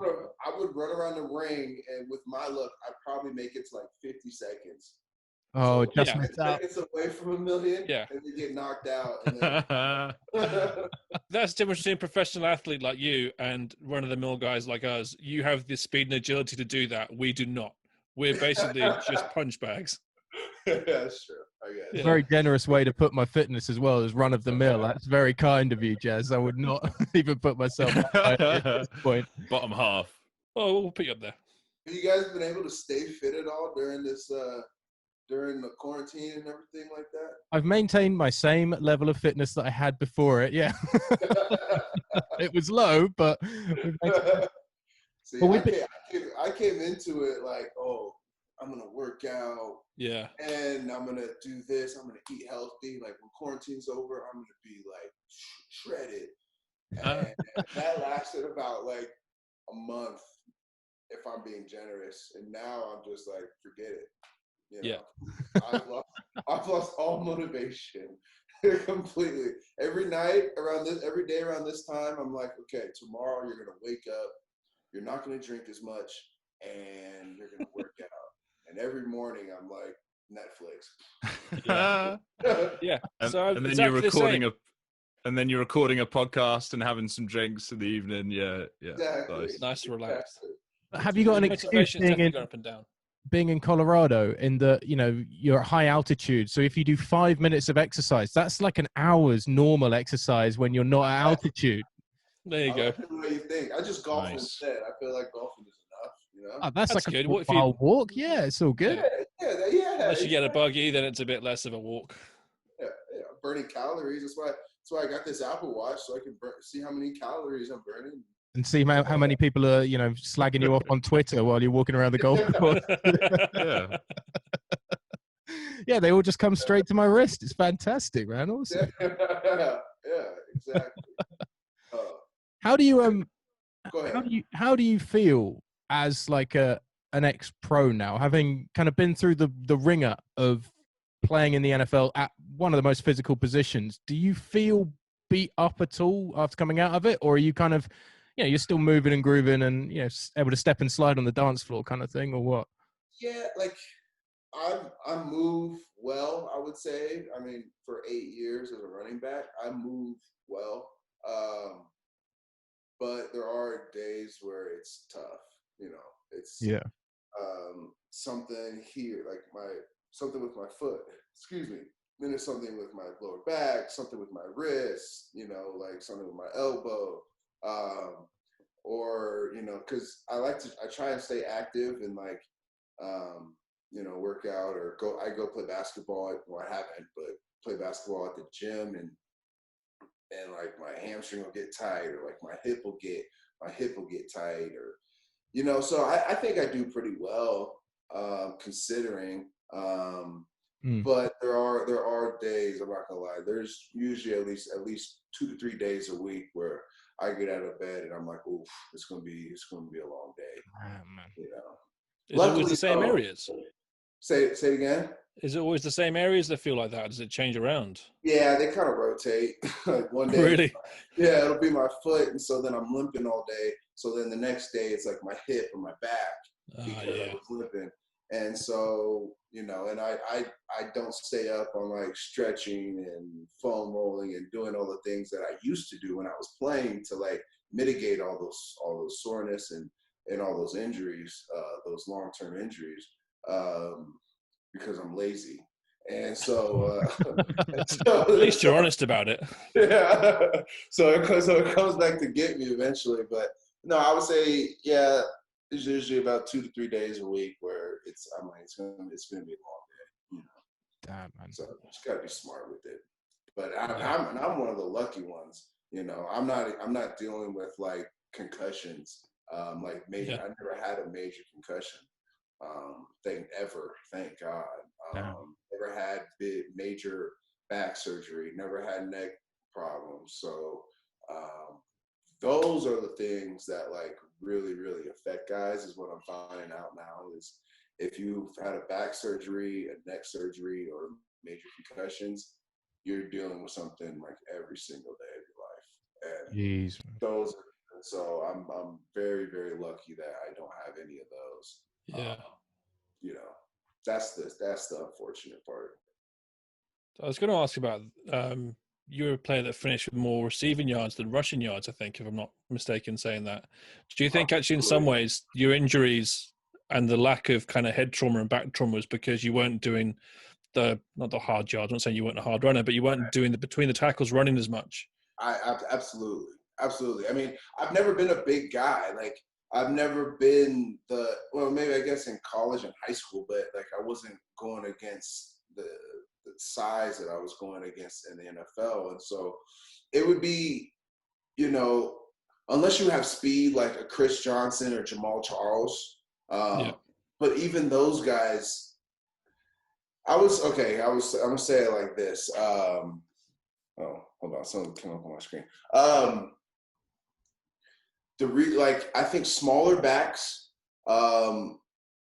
you have to have the ability to move and to be fast, because there's hits that smaller backs, like when I did run the ball, if I saw somebody coming, I would know how to move my body to kind of lessen the blow or get down so that most of the hit kind of goes over top of me. Yep. If I'm a big back, and I'm just going in there, just pounding. My frame, my size, I was 203 at the most. I wasn't going to hold up. I just wasn't going to be able to stay healthy for 16 games. And a lot of people ask me, like, what's the hardest part about the NFL? And I'm like, staying healthy for 16 weeks in a row. Like, that's a feat. And I only did that out of 8 years. I only did that. I only made it through played in every game like 3 times, I think. Maybe even just 2 seasons. Where I didn't miss a game. It's tough, man. That's hands down the hardest part about the NFL for any position. It's just being able to get out there every Sunday and play. And that's when there isn't a pandemic to worry about and staying healthy as well. Yeah. Exactly. Yeah. What do you guys think about that? Like, do you, in your heart of hearts, do you think we're going to get through a whole season? Man, we were just talking about it before. It's tough, isn't it? Before this, we don't know how they're going to work out all the logistics of it, and we're coming to the end of July, and the players are tweeting that they don't know what the plan is, and training camp starts next week, I think it is. I don't know. Well, rookies and quarterbacks showed up yesterday, I think. or rookies and injured players showed up yesterday, and then I think quarterbacks are showing up today or in a couple of days, and then everybody's supposed to show up on the 28th. Russell Wilson actually said something like, his wife is pregnant. Yeah. And for guys my thing is for guys that don't need to play financially, is it worth the risk? Yeah. That's a very fair point, actually. I mean, the people who tweet the most are the big players, weren't they? Yeah. If Russell Wilson sits a year out, it's not like the Seahawks are going to want him back. It's not like he's not going to not find a job. But but if you're financially stable, is it even worth the risk to have your family members, or if you have kids at home or a pregnant wife, or say your parents live with you and they're elderly and they need, they need help around the house? I just don't think we know enough about the virus to say that, it's worth playing. Well, I think you are underestimating Geno Smith stealing Russell Wilson's job. Russell Wilson's job. Don't sleep on that. Yeah. I guess so, but that's just what I've been thinking about the last couple of days. I mean, it's crazy. It would be different if the NFL had a plan and guidelines. Yeah. That I mean, you know what you're getting yourself into, and then you can make an educated decision yourself, like the NBA has done. But if there's no plan, it's kind of like you're thrown to the wolves. And I doubt that many of the players are worried about them getting sick. I think a lot of players have kids, a lot of players have families, a lot of players take care of their parents, a lot of players have pregnant wives. I don't think they're worried about themselves getting it, although who would want to get sick? But I think they're more worried about who else they could possibly affect, or somebody else can affect. Or there are some guys with heavy asthma and stuff. You do wonder about. But you're overweight. Yeah, if you're 320, maybe it's more of an issue. Yeah. You're already putting a strain on your lungs and heart by being that size and being that and doing what you do, and then you add COVID onto it. I mean, offensive linemen in particular, I could see being very worried going into this sort of thing. And that's a very fair point. In terms of a plan, though, we were saying this before, just that I think the NFL thought and underestimated where we were going to be at this point. They thought in September, everything will be back to normal, season will go ahead as planned, fans will be in stadiums. Of course, that's not going to happen now. We know it's not going to happen. So they haven't made the contingencies enough ahead of time to know what's going to happen, because they probably thought, well, actually, we're going to be fine. The fact that they haven't figured out the opt-out, like you said there, in terms of people who don't have to play for financial reasons, if they opt out to play, are they going to be financially penalized for not showing up? Because that was one of the things that JJ Watt put in his tweet, was saying if we don't show up, well, we still get fined as if we're not showing up, but it's because we have legitimate reasons not to for health reasons. Yeah. So it's a very fair point. I never actually didn't think about it from a financial point of view, that some players actually just don't need to play. Right. And the other side is there are players that are going to show up regardless. Yeah. Because either they're a rookie, or maybe they were on practice squad all last year, and they're playing for their life. Yeah. Exactly, they're playing for their livelihood. So those guys will show up regardless. But then there's the other side, guys who are financially stable. They don't need to play another down. They're already worried about concussions, ACLs, Achilles. Now we're throwing a virus that we just don't know enough about to really make an educated decision, in my opinion. Agreed. Is that not stronger though than that it was all the big name players that were on Twitter the other night who said we want to play, because that then, look, whether that's their actual feelings or not, you never really know. People tweet out things and it's very much a business operation, it seems, from a pro athlete's point of view on social media. But at least it's the right players that could easily say, I'm not dealing with this, I'm fine financially, I could miss a year, hell, I could miss 2 years and still be fine, I wouldn't have to play another down of football ever again, that are saying that. So it's the right attitude at least being shown by the NFLPA to ensure that the NFL has that pressure on them to make the right decisions to get it as safe as possible, even if it delays there was a rumor going around from the Pat McAfee show, Jazz, your favorite show. I do like that show. that the NFL has blocked out the Super Bowl hotels in Tampa for the weekend of the Super Bowl and the next 4 weeks. They basically have a right to refusal on those hotels. So That's like they're interesting. kind of going, okay, maybe actually we might have to do the Super Bowl by 2-3 weeks, maybe even a month. So it's almost like they're kind of starting to prepare about maybe a delay. If that's true, that wasn't confirmed or anything. That was something that Pat had been told by somebody. But at least it shows that they have given themselves a little bit of time, if that's the case, to make sure they can get everything right and put together so the players are safe and we get the best players playing American football. Right. No, I hope that's the case, and if so, then tell us, tell the players, let them know that hey, we got your back. I think that's the toughest thing for. I'm just thinking like from the players' perspective, it's like you haven't said anything except you're not listening to the advisors that you hired as the NFL saying there shouldn't be a preseason game. You guys are the owner of the NFL is still trying to have a preseason game. And there's a reason why they're trying to have a preseason game, but we'll get into that later. But you're not listening to the health officials that you hired to advise you on what to do. And not only that, you're not telling us anything. We're just like supposed to show up because we're afraid of getting fined. And it'll be fine until a Patrick Mahomes or a Tom Brady or Russell Wilson, knock on wood, catches the virus and can't play.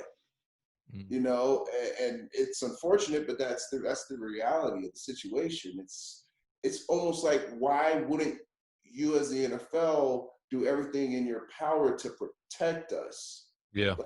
Yeah. It should be a kind of everybody. It's a weird stance to take. You'd think that they would try and have it so it's kind of we're all in this together because you are like, you know, the players want to play, coaches want to coach, owners want their money. Yeah, like everybody's got an incentive to make it the best it can be, but the lack of transparency is just kind of killing it at the start. You know, there's no trust, is there? Feels like the NFLPA and the NFL over the last few years, particularly as, you know, I've got deeper into following the NFL and all the kind of the businessy sides of it.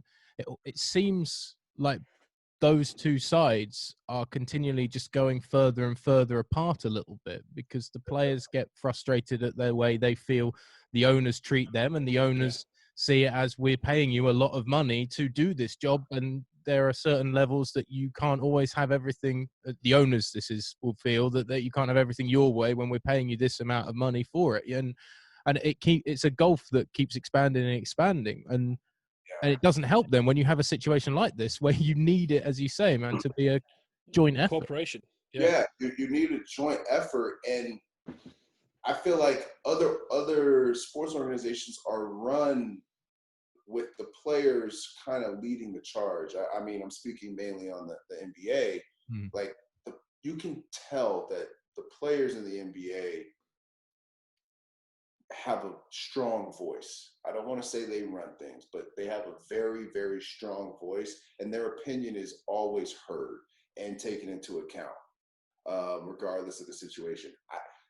I don't think, even from an outsider's perspective, but I've been involved, obviously, but I don't know if our voices in the NFL as players are heard quite as loud or even partly as loud. Like, and I think that unfortunately it's taken this kind of pandemic and this kind of situation to kind of shed light on certain situations and certain issues that guys have been fighting for a long time. And that's the unfortunate part, but at least we're getting to get through it. Hopefully. I mean, it just doesn't make sense to me why you would force something that could potentially ruin, if I'm an owner, ruin my team, my product that I'm putting on a field. That doesn't make that. It's not worth the risk to play a preseason game if my starting quarterback or my entire O-line gets sick, and now we got to start week 1 with 5 guys that never played together before on the O-line, or a quarterback, a rookie quarterback. Not like that just doesn't really make sense to me. We Why? were saying exactly that, actually, weren't we? We were saying that imagine if you're the Kansas City Chiefs having just paid Mahomes all that money and your offensive line room goes down with COVID for the first 2 weeks.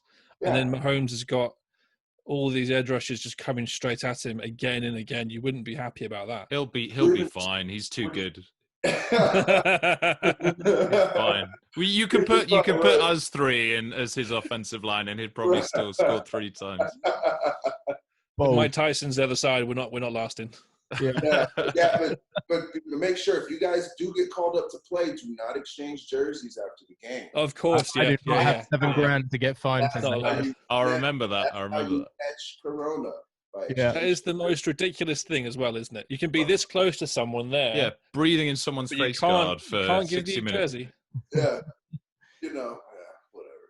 The thing is, going back to what you're saying as well, Shane, in terms of the NFL not listening to their medical and scientific advisors, it seems like lots of countries in the world are having the same issues with their governments as well. So it seems to be a worldwide issue that science has mostly forgotten. Save it for the political podcast, Jazz. No, I know, but it should be mentioned. The NFL is not the only ones that are unable to listen to scientists. Yeah, I agree. That's a good point.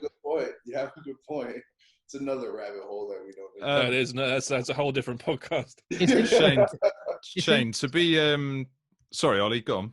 No, I was going to say, you mentioned about the NBA and the players, they don't run the show, but they are far more prominent. Right. And the NFL has struggled with that. Like, you think about the most outspoken voices in the NFL, a lot of the time, you know, Malcolm Jenkins did so much. Richard Sherman's always talking. A lot of it is sensible, so that's all right. Some of it less so. He's a smart guy, you know. Like, yeah. He talks a lot, but he can back it up with his Stanford education. So, how did he go to Stanford? Oh, he went to Stanford. I didn't know that. That never came up before. Apparently, Antonio Gates played basketball as well. That's something. That's a secret nugget that never gets mentioned. Never gets told. But like in the NBA, it is the LeBrons. You know, it's the faces of not just their franchise, but the league. Whereas in the NFL, it doesn't seem to be, there's not many quarterbacks that put themselves, for instance, in this. And look, a quarterback is the most popular face of the franchise in 99% of NFL franchises. And they, in particular, don't come out as much as, you know, the LeBrons. And I just find that peculiar. Is it because there are just more people in the NFL to share that burden of being a prominent voice? Is it that there are people that want to be part of the solution, or is it, but at the same time they want to play the game, the business of the NFL, and not impact on that? I mean, it just seems quite odd. You know, if this is going to sound controversial, but if the Colin Kaepernick situation was treated differently, I think we would hear a lot more guys speak up. That's fair. Yeah, and I'm not saying that because when that whole thing was going on, I chose to link arms with my teammates instead of taking a knee. I chose to stand proud with my team. I just felt that was what was needed at the time for myself. Unfortunately, you know, we don't have guaranteed contracts as players. So when a quarterback who was one of the top 5 quarterbacks in the league, went to the Super Bowl within his first 3 or 4 years in the league of starting, is ousted, lost his job completely, was better than probably 32 backups, was probably better than 32 backups in the league, and couldn't even get a backup job. I think what it does is it kind of sends a message that, hey, we run this, and if you don't abide by certain rules, not only are we not going to pay you, but we're going to replace you. And that's kind of where I think that like a lot of hesitation comes from guys, and I think that's why we're not as unified. Other than like we have way more players in the NFL than in the NBA, way more money as far as revenue, and so owners and coaches can afford to make a mistake here and there because of how much money, or release a guy here or there because of how much money the NFL makes as a whole. Yeah. Their bottom line will be fine. So, I just think that there's certain things that the NBA is able to get away with, not get away, but stand up for, that as NFL players, we have to think 2 or 3 times about before we speak. We can't just speak. You have to be educated in your thought process. You have to know what you're talking about, and you have to be a voice in the NFL who, like a Malcolm Jenkins, who can bring change to a situation. Fair. Yeah, That's really good answer, yeah. it is kind of something, as I say, that always just surprises me with the NFL. I think it was noted when Mahomes kind of stood up this off season, and every single journalist that commented on it said the NFL is reacting and changing its statement around the kind of the BLM movement and the social movement that was taking place because Patrick Mahomes, the golden boy, the face of the NFL right now. And you just think maybe there are now players that are bigger almost than the brand NFL in the NFL that can start making those. It's a lot of pressure then to add on somebody like Patrick Mahomes. It's like, yeah, I just got here. This is great. And then it's like, okay, well, now you need to lead the movement. You've got to change the league. Yeah. You've got you can't pay somebody $500 million and not stand behind it. Bad luck. But the tough part now for Patrick Mahomes is, like, I hope he doesn't feel this, but like he's got a lot more weight socially on his shoulders now, because he can afford to say pretty much whatever he wants to, and he'll be fine. I don't know if he's that type of person. I don't know if he wants to be that type of person. Like, a lot of people say, like, well, why didn't this person stand up and say something? Why hasn't he tweeted something out or posted something on his Instagram? It's like, maybe that's not him. Maybe he doesn't want to. Yeah. Maybe the Republicans buy sneakers too. Exactly. Yeah. That's what... Oh God. Yeah. Maybe that. No. Yeah. That's nice. I mean, like, top Jordan rep. Yeah, maybe he likes to support from behind the scenes and donate and help out in a different way. But there's going to be such a magnifying glass, especially this season, on certain guys to do something, say something.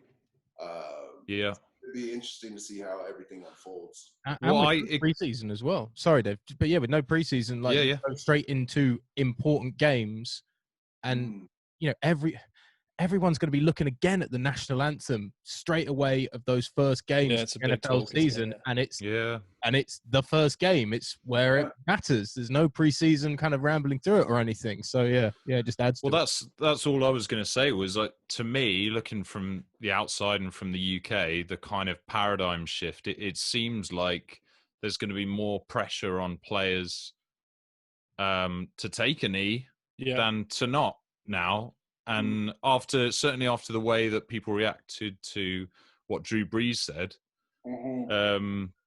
which I don't, it was really badly said how he said it, what he was trying to put across. He didn't think it through properly. But if he had said that when this first happened with Cap, he would have been fine. Like, nobody would have even thought about it, because loads of other people were saying worse things. So it has changed a lot. So it's going to be interesting to see if players don't feel comfortable kneeling during the national anthem. Are they going to feel like that pressure? I don't know. It's weird. I mean, it's already going to be enough pressure going into your first game without having a preseason game, and now you got the added pressure. I know. Stand, and that's like an internal fight that every player has to deal with themselves. And I'm not in the locker rooms anymore to kind of get a feel for that. I know what I would do if I was in a locker room, but like But, sometimes coaches, owners will ask you to stand. And, it just gets so far distracted from the actual situation and the actual purpose that, when you can hold over a paycheck over someone's head, it kind of changes the narrative of what are we really kneeling for, or what do you think we are really kneeling for? Yeah, the context gets lost. Exactly. That's the issue. Yeah. Exactly. Just to kind of change pace a little bit, assuming that we do get a season and everything gets sorted, which is a big if from what we were just talking about. Is there a player that you're really looking forward to seeing? Either a new player or a player that really kind of gets you fired up? Well, I got to pick a running back because I'm biased. There's so many good ones now. I was looking through like for fantasy because I've got one eye on the league that we all play in, which I won last year, by the way, Shane. So, Ollie, so, bro, you let him He's win? terrible. Yeah, Ollie's terrible. Ollie's terrible. I let him win every single year because Not true. He tries really hard. I get really lucky. I get to go to the Super Bowl and stuff like that. So I let them have their Super Bowl of the fantasy league. Yeah. It's not that you're just really bad at it. No, not. So, Like it's his job, but he doesn't take it seriously. These but Shane, I was. But yeah, I was looking through, and like McCaffrey, Kamara, Barkley, like there's Nixon. There's just so many, like, and they're your kind of style of running backs, I'd say as well. Pass catching running backs. So what do you reckon? I'm looking for. I mean, obviously, I love. Like, I think like running backs, the running backs that are in the league right now. I mean, obviously I'm biased, but I think that is probably the most talented position right now in the league and the deepest. That's why I think it's the most talented and the deepest. Yeah. What running backs are asked to do now is more than, other than the quarterback, is more than any other position, in my opinion. And so not only do you have to know pass routes, you have to know the pass concepts, you have to know blocking schemes. You have to kind of read the field as the quarterback does, as the quarterback reads the field. Then sometimes they'll hand the ball off to you, and then you got to read the run patterns. You got to know which receiver is going to block the safety, or is he going to stay on the corner? So I'm one with the corner.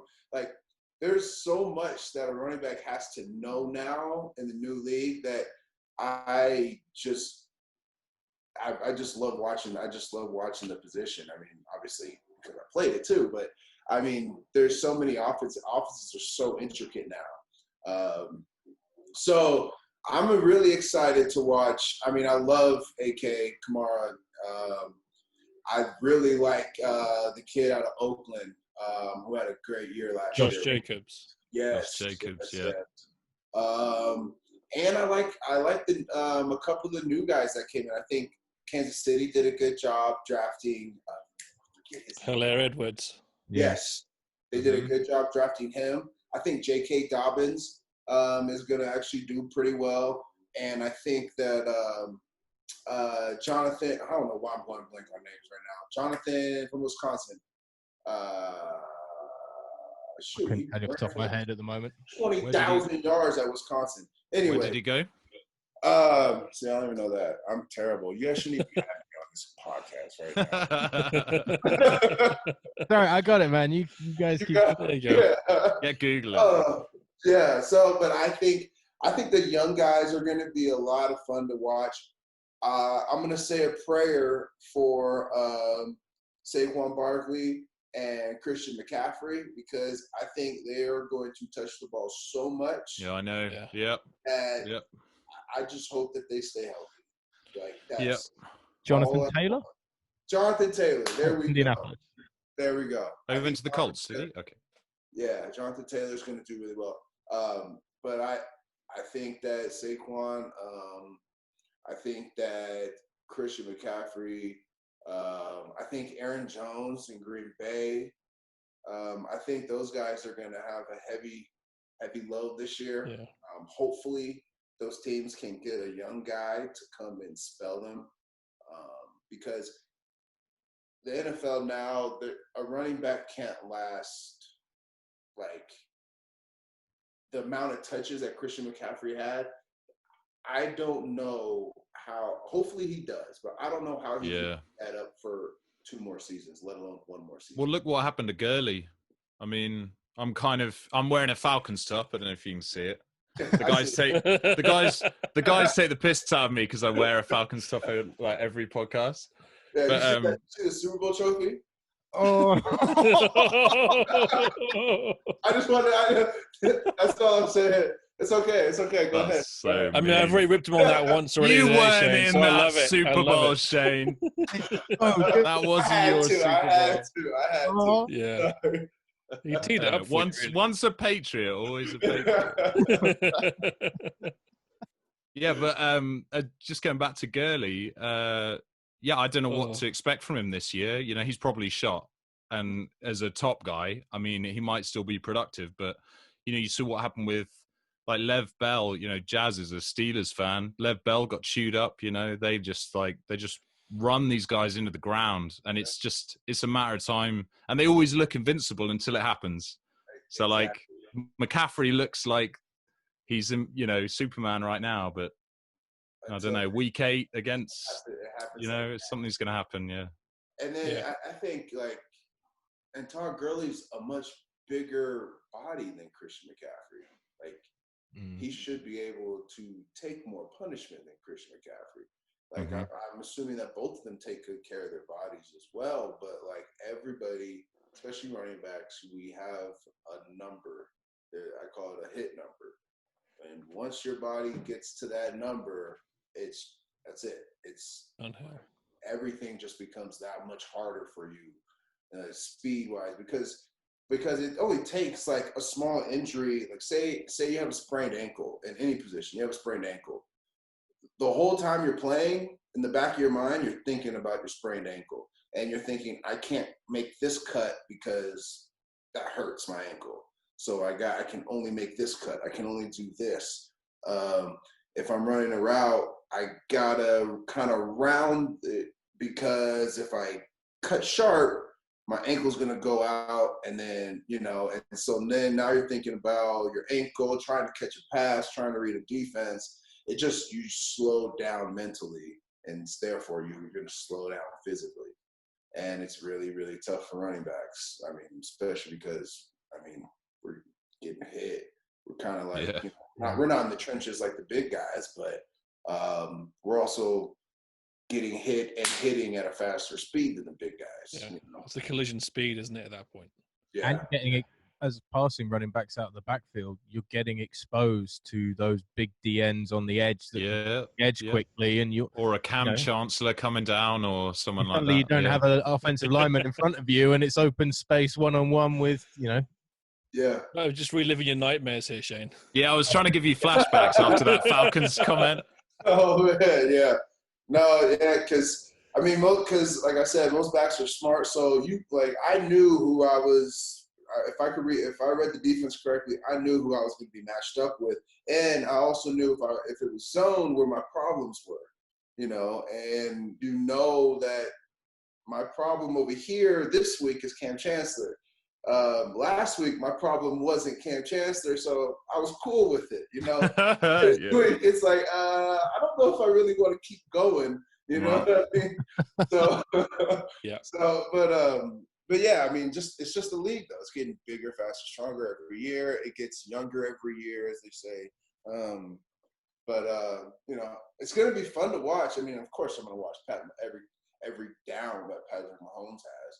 I'm going to be watching Tom in Tampa, and I'm going to be watching Cam in New England, like every chance that I get. I think it's going to be a fun year. I just hope that we can get through it. But I know there's so many cool storylines. If we don't get to see them, it's going to be really gutting, isn't it?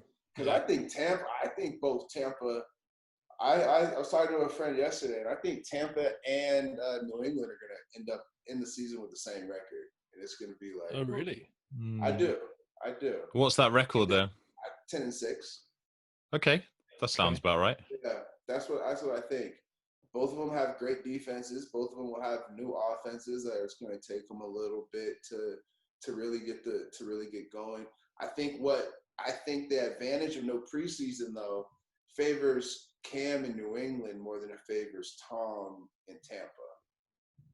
Even Why is with that? like the Brady Gronk just synchronicity kind of thing. Yeah, because people have seen Brady Gronk for. Okay, yeah. So Played you've got against film on them. Brady and Gronk.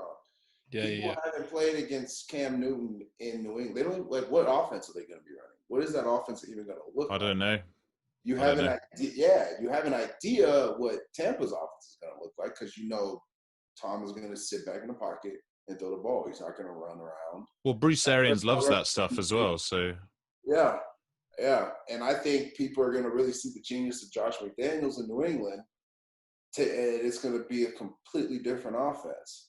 What it's going to look like, I can't wait to see. But both those teams have great defenses as well, which is going to help the offense mold, and it won't be such a sense of urgency for the offense because their defenses will keep them in games. So it's gonna be cool to watch. Like I'm really looking for. I think Indianapolis is going to shock a lot of people. yeah. Yep. I really do. I like Indy's team.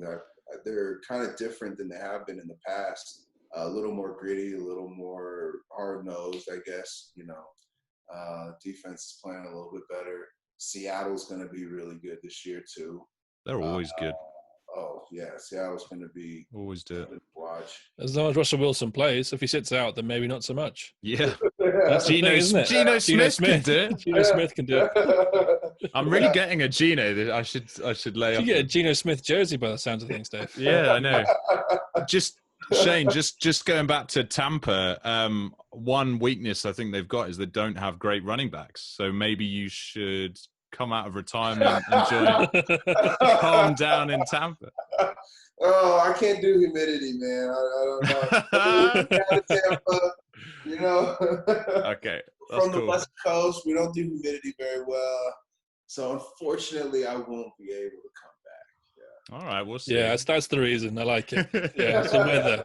Don't like the weather. When you're watching from the booth for Fox, and then you suddenly get that itch of, a lot of guys I could suit up. popping out. Yeah, but he's in an air-conditioned studio, isn't he? So he's not going to get that itch. He's going to be nice and cool the whole time. I have the itch right now, just sitting in my office because it's about time for the last, except for the last 2 years, but normally this time of the year, I'm like, my body's getting ready for season, and I feel like I should be doing something, and so I'm always gonna have the itch. I'm always gonna miss it, but I'm very happy where I'm at. Yeah, you enjoy the Dunkin' Donuts for breakfast and stuff like that, man. That's the way to get the feet up. Yeah, I get to golf any day that I want. I don't have to work out if I don't want to. It's great. Nice, man. Yeah. The Patriots season is going to be over by late October, early November when it gets cold. And then Cam's shoulder starts to get a little colder, and then he takes a few more hits on it, and then suddenly Jarrett Stidham has to come in, and he hasn't had time, and then that defense can't help the offense enough, and anybody who isn't a Patriots fan is all kind of praying, I think, that's the way it's going to go, so we just get a bit of respite, I think. Yeah, we could use a break, couldn't we, to be honest? Yeah, well, Sonny Michel, I hope he gets his wheels ready. Which is the better dynasty, the Bulls with Jordan or Brady and Belichick? You see that trophy? Yeah, Dave. Yeah. See the trophy? Oh, I saw the trophy. I love okay. MJ. I love MJ. Don't get me wrong. But, I mean, Nice there at all, of course. But one of the things I've said before, is I think one of the issues that Bill Belichick's going to have with Cam Newton is trying to get his wardrobe under control. How do you reckon Bill's going to mesh with Cam, and do you reckon that's going to be a major talking point off the field? It's important. Well, it depends. If they're winning, it won't be a problem. Okay. But, yeah. They're losing. You see Cam in a hoodie suddenly. You might with the cutoff sleeves. Cut-offs. Yeah. Yeah. That was a good would you rather that I saw. Would you rather for the rest of your life have to dress either like Bill Belichick or Cam Newton? Which one would Oh no! That's actually cool. Bill Belichick because I could get ready like that. Doesn't And take comfort. There's not much Yeah. thought process. Yeah. It's Yeah, I kind think of like that it's kind of like how I've been dressing this whole quarantine thing. Yeah. What's on top? That's what I'm wearing. All right. that's Bill Belichick's been prepared for COVID his whole career, is what you're saying. Yeah, exactly. Yeah, we should have known. He was trying to tell us. Imagine being his wife, though, all those coaching juices, him just saying, do your job every time and no days off. That's not what you need at home, is it?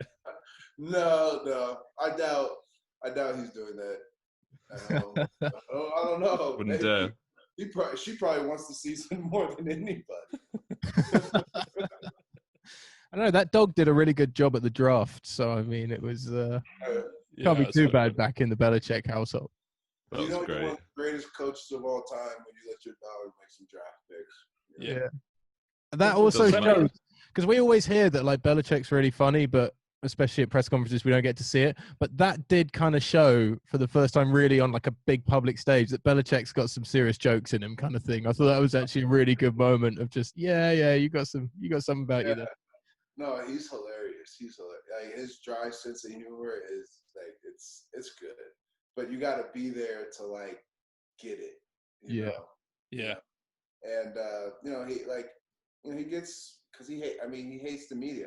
And to be honest with you, I don't blame him. Like I never understood why like I get it because like media covers games and money yada yada, but like in all honesty, like it's a conflict of interest. The media, some reporters, and the players. It's like you're like because certain things sell more, and as soon as there looks like there's trouble with the team, the reporter's not writing a story about like what can you guys do to right it. They're saying what's wrong, who's to blame, should the coach still be there. It's like, and we let these guys into our locker room daily. We got to talk to them daily, and if we don't talk to them, we get fined, as Marshawn has told us. Yeah. Best So, Radio Row interview ever, by the way. Oh, it's great. And I think more players should, because like being in the locker room, like we know which reporters are there to write something good, and we know which reporters are there to try and break us up so that they can get the scoop on why this player sucks and why this coach should be fired. Like we know because players read, like you read articles. Like I tried to ignore as much as I could, but like eventually you're gonna stumble across something. You're gonna hear something and you're gonna read it. And so we know we have a very good idea about which people write which type of articles, and we're forced at some point to talk to these people that we don't like. They don't really like us, and they're just looking for an angle, looking for us to slip up in one sentence so that they can like take off Find that quote story that's going to completely decimate the locker room. Like Are you taking notes, Ollie, for all this? I feel really sheepish about this because it's like speaking as somebody that's been in those locker rooms on like a handful of occasions and have spoken to footballers in the UK and stuff, soccer players. It's I got it. There are definitely people that have that angle of they're looking for that line, and I've been in press conferences where players have said something, but the context is completely taken out when a guy writes his story and clips up half of the quote and puts it down, so you only see the latter part, and it's really frustrating because as when I go down there, for the NFL stuff in particular, I'm just a bit starstruck. So I'm like, oh wow, like dude, these guys are normally thousands of miles away, and I get to ask somebody a question or something. That's great. Right. But there's also I have no, and I know a lot of people in the media don't have that ambition. They just want to get a line, but not necessarily the negative one. They just want the story, as in, okay, so you've been on a 4-game slide. Has there been anything that's been identifiable, rather than it being whose problem is it? And a lot of it comes down to the kind of the phrasing of a question. Yeah. And a lot of it then, though, comes down to there's a frustration sometimes from a media point of view that you guys are so well media trained. It's so different. You can have an off-mic conversation with somebody before the Super Bowl and be chatty and have a really kind of, proper, like a conversation like we've had this evening, and talk about like their family and their preparation and everything. And then you pull the microphone out and it's a mask is straight on. Oh yeah, we're just here to do a really good job. We're going to do this. And it's kind of, it's so agonizing because you want to just, We're on to the next week. That's not what you just said. You just told me something else. Yeah. But we have to now. I mean, like, it's just tough because you say one thing wrong that you probably didn't mean, or even something that you meant that you said that's taken out of context. And now my Twitter feed is people just cussing me out about something that I never even said or never even meant in that way. You know, and so that's always been my fight with the media, and that's why, like, back to the Patriots, that's why I think players handle themselves the way they do, and Bill handles himself the way he does around the media. Because, I mean, it's great when you're winning, but as soon as you have a mistake, oh my goodness, we're human and we lost the game. It's what's wrong. Is Tom old? Yep. It's time for Belichick to get fired. It's like, That's literally happened like 5 times in that dynasty as well, where they've said, like, is it finally over? It's it's done. like, nope, you're going to win another one. Yeah. Like, the year we won the Super Bowl, we were 2-2 after 4 games, and they said we were done. Like, we've gone through a quarter of the season, 2-2. And I'd love to be 2-2 as the Falcons fan. That's fine. Like, that's right? great. That's a good start. That's a good start. Yeah. And that was the year we turned it on, and like the good thing was we were able to use that that was like damn near our whole motivation. But like we use that as like we lose 2 games, and all of a sudden Brady's old, Belichick doesn't know what he's doing, and the Patriots are done. Their season's done. And was that the year that you went to Super Bowl? Was that the year when you lost to Kansas City on like a Sunday night football? Yeah. And that was the game that everyone was like, it's over. Yeah.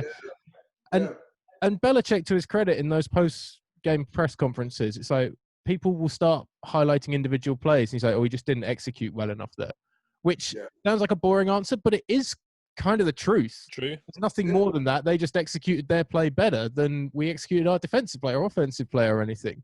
Right. It's the X's and O's that you want to hear about, and you kind of hope that Belichick will lead on to. But if you don't ask him with the knowledge of the X's and O's a little bit, because he recognizes that, it seems, when somebody in the media asks him about a technicality of a play, he elaborates quite a bit, and he loves to talk the game, it seems. Yes. But it's when you start singling out players and you start singling out calls, you start trying to put blame. That's when the answers just get. And you got to respect it because he's protecting his guys. He's protecting his team. He doesn't want. There's already so much you have to worry about. It's already hard enough to win a game. The last thing we need is like a rift in the locker room because this player said this or this coach said this or. You know what I mean? Like there's already someone, and that's what happened in New York in McAdoo's second season. Like it got out that some player said to some reporter that McAdoo lost the locker room, and that wasn't the truth, but it became the truth because it just takes that much, a little seed, and then the seed starts to grow and spread, and before you know it, it's over with. So. Speaking of time in New York, people say you can't spell elite without Eli. Now, the 3 of us don't entirely agree with that. We think he's not the best quarterback ever. The best quarterback ever? No, we don't think he's very good. We think that he's overrated. Okay, all right. He's probably not on my Hall of Fame list. Let's put it No. Even though of what he's done, I don't think he gets there. Yeah, he takes a lot of flack on Yeah, this podcast. he takes more than he should, just in general. Oh God! Ollie's favorite Okay. one is, you think of the Odell Beckham catch against Dallas where he's up around like that. He said if it's Drew Brees, Beckham never makes that catch because it's actually his chest. And Doesn't need to. When he's throwing ball. Yeah, that's why he made crazy catches. Yeah. Beckham looked great because Eli can't hit the He's not numbers. throwing Don't worry. He can hit Manningham down the sideline. That's about it, I think. That's all he's got. Or Tyree on the helmet. Hey, look, you can say what you want about Eli. I love playing with him. He showed up every day to work, and he beat the Patriots twice in the Super Bowl. Yeah. So. And one time they were undefeated, and the second time I was there. So there you go. You know, I can't talk bad about a man that single-handedly that last drive in the fourth quarter. I mean, you can't get much better than. No, he plays well. He plays. That was legit. He doesn't Yeah. always play his best, but when he plays well, he plays well at the right time. If that makes any sense, he knows when to turn it on. He's the second best fourth quarter quarterback, right? I'm just. I don't know. I don't know the stat. All I know, where would you guys put? Would you put Ben Roethlisberger in the Hall of Fame? Yes. I would. Probably, yeah. Okay, then you got to put Eli in the Hall of Fame. No, I don't In think my so. opinion, Got a 500 record, you know? I mean, in my opinion, if you're gonna put Ben Roethlisberger up there, then you got to put Eli up there. That's Jazz, how Steelers fan ain't liking that. Yeah, I know. I understand. There might be more yards for one quarterback than the other. I understand, but the performances when the game was on the line and it mattered, Eli shows up. He shows up. Fair. That's a fair point. That's a fair point. We'll see. They have the same amount of rings, right? Ben has 2. Yep. Yeah. Yeah, it's got to. As a journalist, I completely understand what you're saying. As a Philadelphia fan, I'm going to blindly ignore it. Yeah, there's no it's not all rational. This stuff. It's just That's fine. That's fine. you know, we don't need to be rational. Yeah. Podcasts aren't meant to be rational. Exactly. Yeah, it was just fans. You guys cut this part out. Make sure Don't worry. Any bit that has Eli Manning praising, I'm happy to cut out. That's fine. Okay, what we're going to do is we're going to pick out the bits where you said he's okay, or this or that, and we're going to split it together to make it look like it's be those jump cuts, you know. It's a hit job. Oh, brilliant. Oh man. Yeah, I don't know where else to go in terms of, like, dude, you've been awesome just chatting with us, to be honest. This has been fun. Fantastic, mate. Yeah, really appreciate awesome. It. I would happily do this every single week. You know, like if you get bored, we'll do it tomorrow. Get some more drinks. Do it tomorrow, shall we? Yeah. No, hey, shoot. Whenever well, Shane's going back into lockdown, so I think he's available. We can start inviting you to the watch-along gigs where we play a classic Super Bowl and we all sit around and watch it and discuss the game. Yeah, I'll do that for sure. Why not? I'll make sure I've got some beers as well this time. Okay. Yeah, exactly. Yeah, next time you guys got to join me. Yeah. Oh, this was the last thing I had just on my list, because you had your time with the Saints under Sean Payton. You had obviously Coughlin and Belichick. All three have won Super Bowls. All three are, high caliber NFL coaches. Yeah. You're in lockdown, or you have been in lockdown for a number of months, might be going back in again. At the end of that lockdown, which one of those three coaches would you like to ring you first to say, let's go and have a beer? Ooh, good question.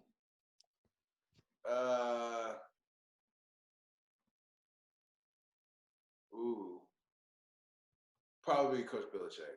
Yeah. Yeah. Just so you can sit and reminisce. You remember that Super Bowl 49? Yeah. Just take your trophies. And whenever I had one-on-one conversations with him, it was cool. Like, we got along great, and there's a lot of mutual respect, and yeah. Fair. I played there the longest too, so there you go. Fair. No, I kind of figured it'd be that, but yeah, I had to find out, because I mean those are three coaching names that do stand out very quickly when you look at it. Yeah. I mean, I was able to play for play with 3 Hall of Fame quarterbacks too. Yeah. If you put Eli in it, yeah, sure. Yeah, 2.5. Yeah. I like how you put that one in there, Shane. You dangled it. Yeah, you wanted to reignite it.